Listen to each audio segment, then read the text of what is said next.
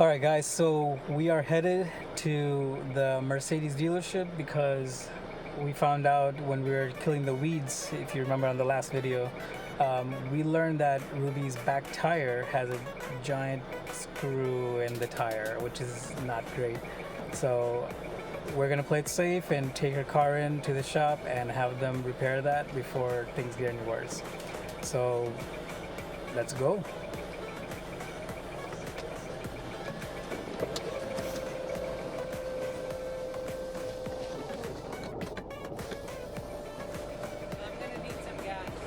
Okay. Okay. Can you make it all the way up to the Speedway, or do you want to go down the block? No, Speedway, I can make it empty. Okay.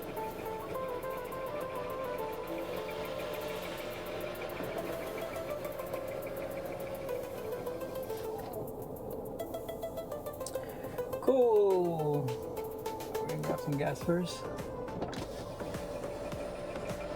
at the gas station that's right before our exit. Yeah, where the Dunkin' Donuts is. We just stopped at a gas station right now because Ruby needed to get gas in her vehicle. We mostly use my car because it's smaller, less gas that we have to use. She has an SUV, so we tend to use that a little bit less. It'll be less fuel that we'll be using.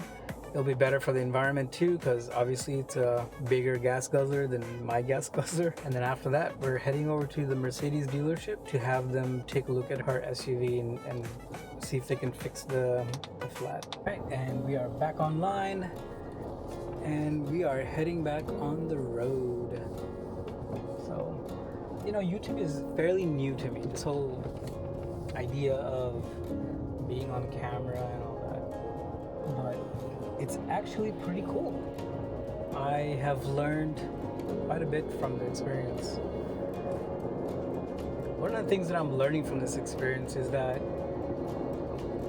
we get so consumed in our chase for the mighty dollar that we forget to take a step back, enjoy the journey, and just be. We completely forget to do that, which is not the greatest thing, because our daily work life is just full of stress. And when we create these videos, there's a lot of work that goes into it, of scripting and A-roll and B-roll, footage capturing. And, I mean, we'll capture hours of video sometimes to make maybe a 5 or 2 minute video. But that entire process is a journey. It's a creative journey. And it's this creative journey that's missing, I think, in everyone's daily life today. We don't do anything creative anymore. And I'm heavily generalizing right now when I say this, so please forgive me if I offend anyone when I say this, but we've become so accustomed. I'm also part of this, okay, guys? We have become so accustomed to being a corporate slave or just working for someone else's bottom line that we don't do anything for ourselves anymore. Nothing is an outlet for us. In fact, we are capitalized on by companies out there giving us outlets. I use these air quotes on purpose, by giving us these outlets of drinking or binge watching Netflix or these different TV shows that we sit and watch for countless hours. It's not healthy for us, guys, because mentally what we're doing subconsciously is trying to escape our daily rut. Now, if you remember if you can take yourself back to when you were in elementary school, middle school, or even some parts of high school, yes, we had a lot of stress then too, of looking cool, trying to fit in with the kids over there, you know, popular kids, jocks, whatever, you know. I don't even know if we're allowed to use that word anymore, but back in the 90s and 80s, that's something you had to battle.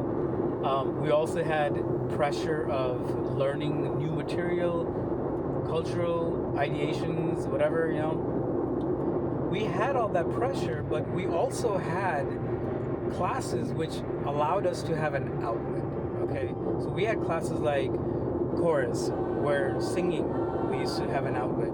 Or we would have the different forms of extracurricular sports where we would have an outlet to release energy, pent up anger or emotions or whatever it is that with life, we have to have ups and downs, okay? We can't just have a constant happiness and we can't just have constant depression or anger. No good. So during our childhood, we used to have those ups and downs, which create different chemicals in our brains to be released at different levels and different times and whatnot, which is good. It creates a balance in that. So we used to have music, sports, we used to have arts like painting, pottery. Again, I don't know if these things exist anymore in the schools. I've been away from school for many years now. But as adults, we don't have any of this anymore. We have to create that for ourselves. In school, there was a curriculum that was created for us that we can live by. But in adulthood, we don't have that. We're literally, we get through college or we get through high school, earn whatever diploma, we get through the stress of finding a job, getting an interview, actually acquiring the job, and now you're like, all right, here's my daily 8 to 5 that I'm going to be doing. And in that 8 to 5, it's heads down, pencils down, work. There is no room there is no nap time. There is no bell rings and you go for a chorus class or violin class or something like that. It's literally you're being paid to do something, so do it. Almost like a cow is given a small cubicle to stand in and keep chewing grass as the udders are being sucked on for the byproduct. All right, so the figurative udders that are being sucked on is all of our energy every single day as we're chewing on the grass or tapping on the keyboard or whatever it is that you do out there. For me, I'm tapping on a keyboard all day or staring at a camera in a meeting. But that's kind of where we are now as a society.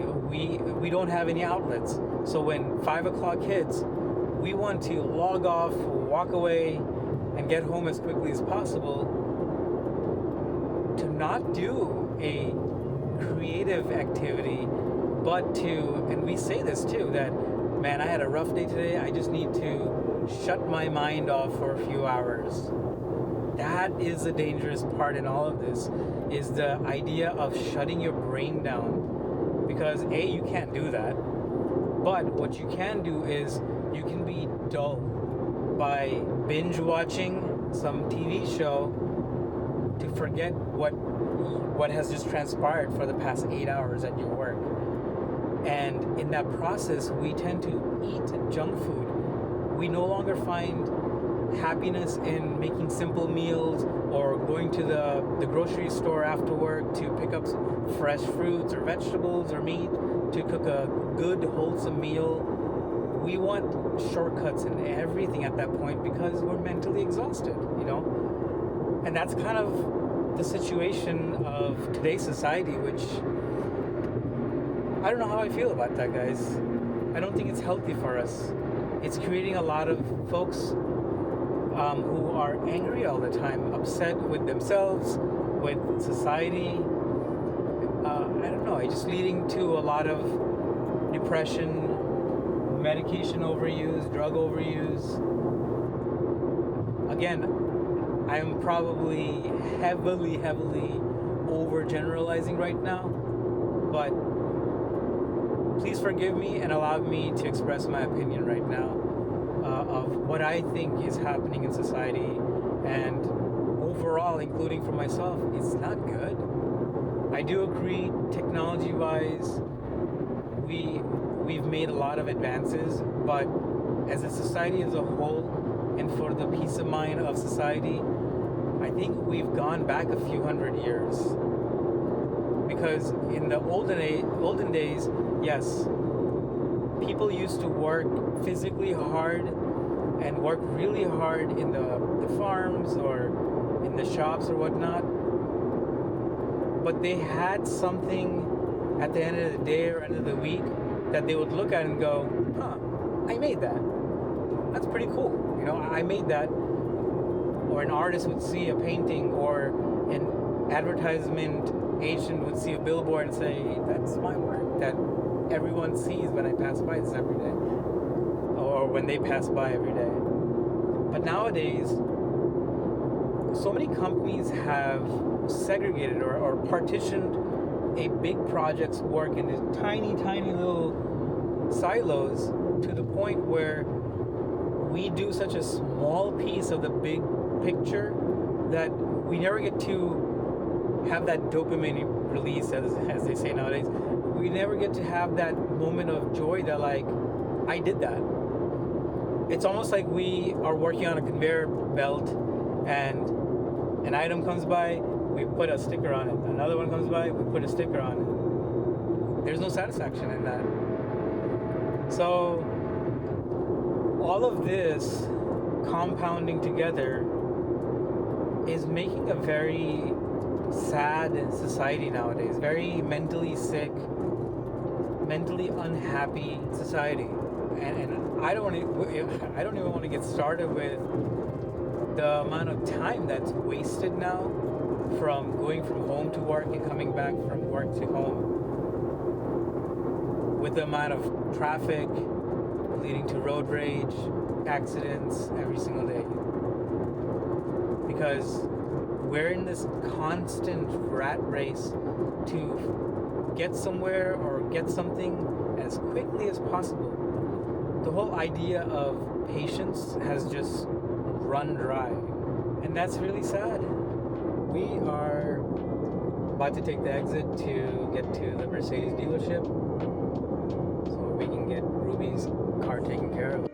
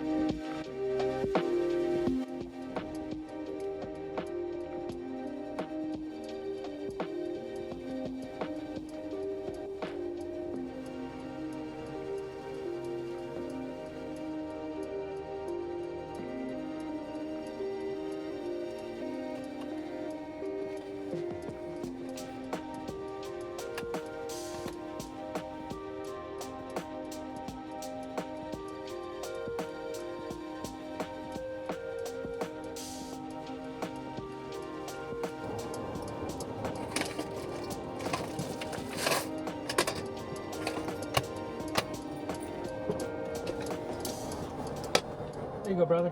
Thank you so much. God bless